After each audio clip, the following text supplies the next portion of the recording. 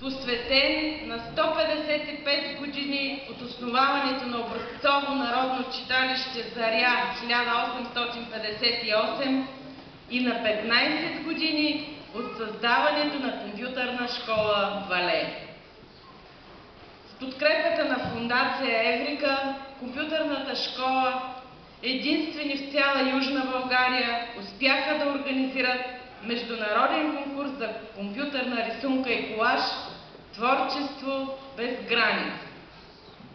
За всички нас е чест да поканим сега на сцената госпожа Боряна Кадмонова, изпълнителен директор на Фондация Еврика, и господин Григор Цанков, програмен директор на Фондация Еврика, за да открият тържествено международният конкурс за компютърна рисунка и колаж „Творчество без граници“ Хасково 2013 година.